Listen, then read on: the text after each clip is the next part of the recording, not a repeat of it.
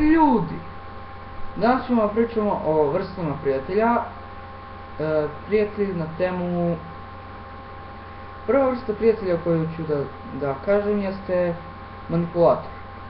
Manipulator je ona vrsta prijatelja koja, na primjer, dobiješ neku dobru ocenu, istorija, geografija, bilo koji predmet, nebitno, i on hoće da te izmanipulira tako što ti priča da si glup. A kako to?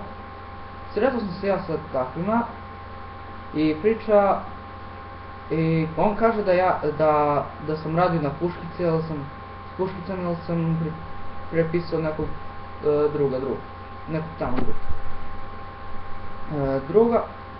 druga vrsta prijatelja koju znam i koja je veoma dobra, njih nazivaju štreberi, kukavice, ulizice, ali to po meni nisu ulizice i kukavice, bilo kakvi štreberi. Ta vrsta prijatelja se zasniva na to da zna sve, da hoće uvijek da ti pomogne i veoma je druželjiv. Meni je takva vrsta prijatelja veoma dobra, pravi prijatelj.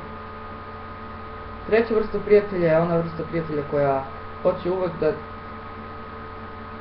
koja je zaluđena s igricom.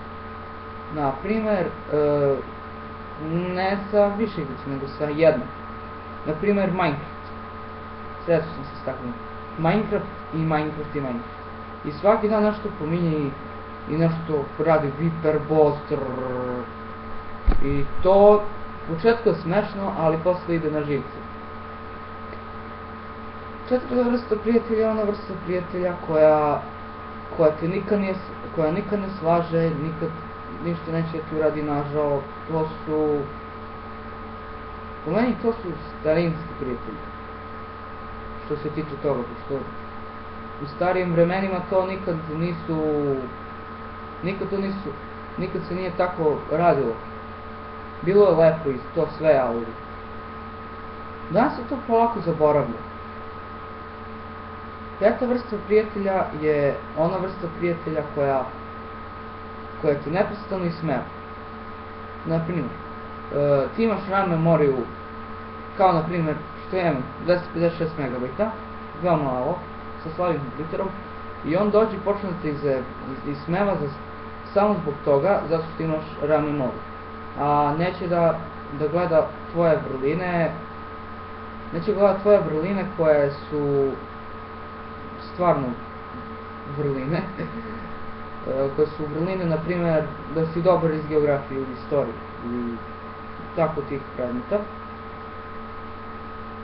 I da si dobar prijatelj, da mu želiš da pomogneš i to sve. I to je to. Ako želite ako pogledate klip kojim slučajem, ostavite like, share, subscribe i tako dalje.